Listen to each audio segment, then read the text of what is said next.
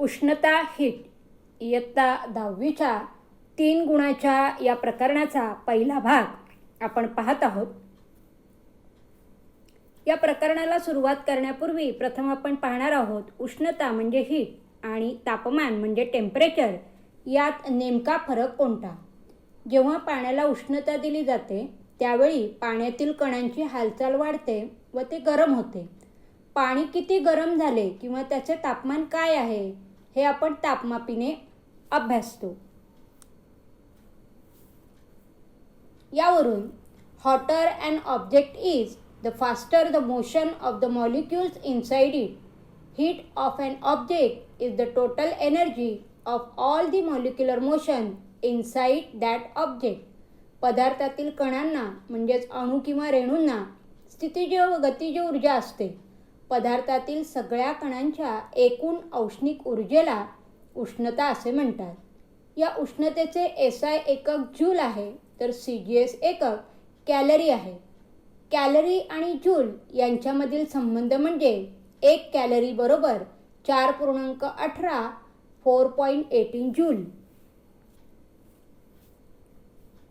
पदार्थ किती उष्ण किंवा थंड आहे हे व्यक्त करणारी राशी म्हणजे तापमान. Temperature is a measure of the average heat of the molecules in a substance.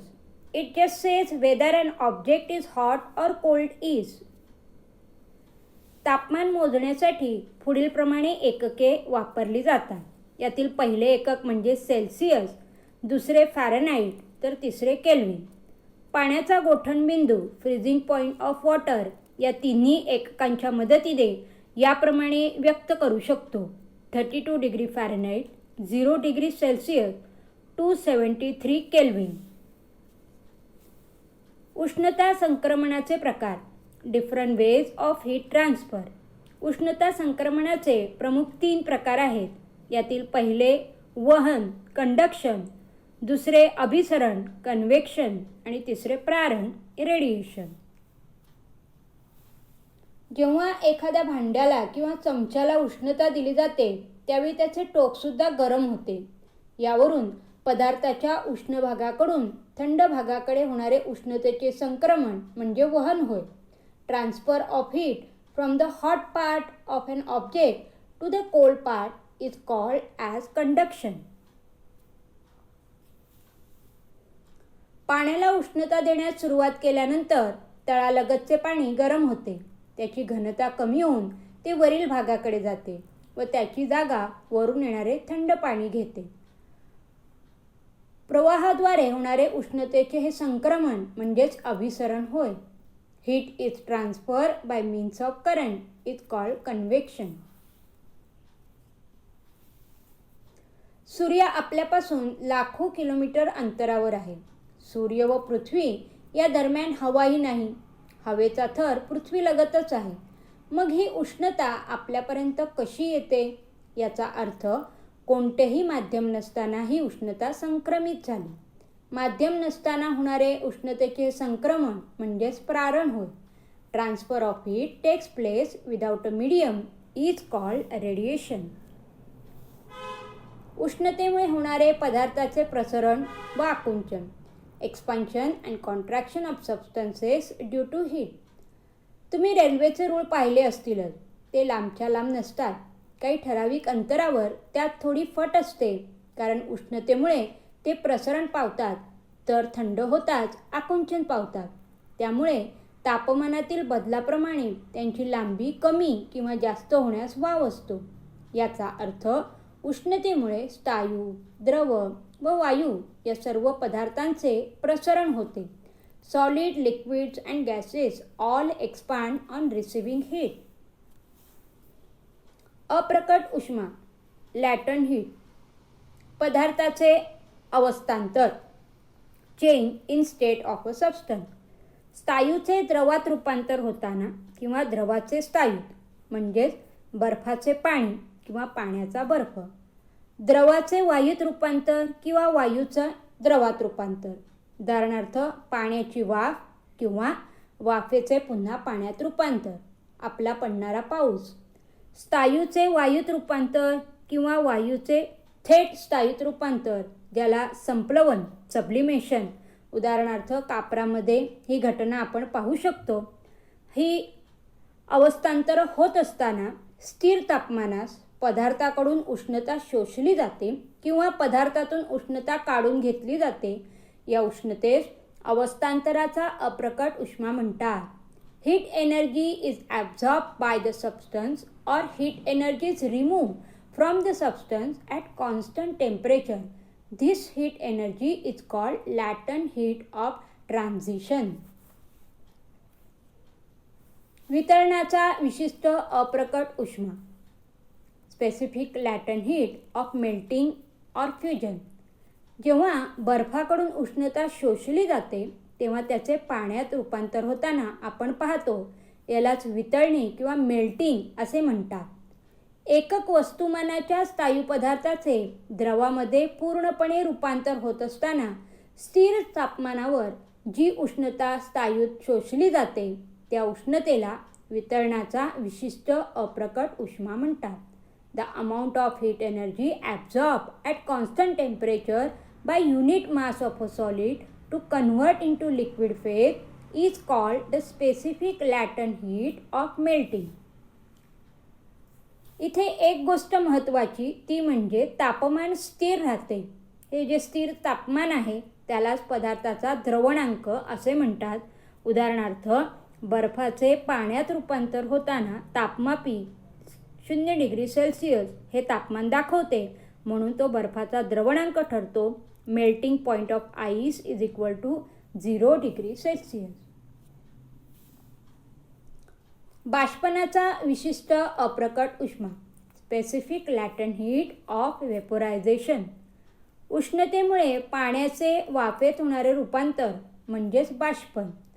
एकक वस्तुमानाच्या द्रव पदार्थाचे वायूमध्ये पूर्ण रूपांतर होत असताना स्थिर तापमानावर जी उष्णता द्रवात शोषली जाते त्या उष्णतेला बाष्पनाचा विशिष्ट अप्रकट उष्मा म्हणतात.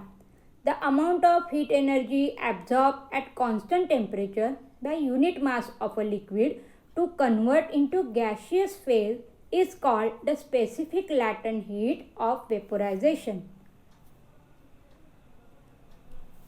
पाण्याचा उत्कलनांक म्हणजे ज्या तापमानास पाणी उकळते तो आहे 100 डिग्री सेल्सिअस. जोपर्यंत संपूर्ण पाण्याचे वाफेत रूपांतर होत नाही तोपर्यंत हे तापमान स्थिर असते, म्हणजेच तापमापी 100 डिग्री सेल्सिअस हेच तापमान दाखवते. या स्थिर तापमानाचे कारण, रिझन फॉर कॉन्स्टंट टेम्परेचर. बर्फाला उष्णता दिली असता 0 डिग्री सेल्सिअसला वितळून त्याचे पाण्यात रूपांतर होते. हा बदल होत असताना बर्फ उष्णतेचे शोषण करतो. हे उष्णतेचे शोषण बर्फाचे पूर्णपणे द्रवात रूपांतर होईपर्यंत चालू राहते, परंतु तापमानात वाढ होत नाही. Absorption of energy continues till all the ice converts into water, but temperature does not increase. बर्फाचे पाण्यामध्ये पूर्ण रूपांतर झाल्यानंतर पाण्याचे तापमान वाढू लागते. ते 100 डिग्री सेल्सिअसपर्यंत वाढते. त्यानंतर मात्र उष्णता देऊनही पाण्याचे तापमान वाढत नाही. या तापमानाला शोषलेली सर्व उष्णता स्थायू किंवा द्रवामधील रेणूचे बंध तोडण्यासाठी आणि त्याची स्थिती बदलण्यासाठी वापरली जाते. The heat energy is absorb by the substance at this temperature is used to break the bonds between molecules and converts its state. बर्फाला उष्णता दिल्यानंतर त्याचे होणारे पाण्यात रूपांतर, यावेळी असणारे 0 डिग्री सेल्सिअस हे स्थिर तापमान, त्याचप्रमाणे पाण्याचे वाफेत रूपांतर होताना असणारे 100 डिग्री सेल्सिअस हे स्थिर तापमान आलेखातून आपण पाहू शकतो. हीच क्रिया उलट म्हणजेच वाफेचे पाणी व पाण्याचा बर्फ होताना सुद्धा या आलेखात दिसून येते.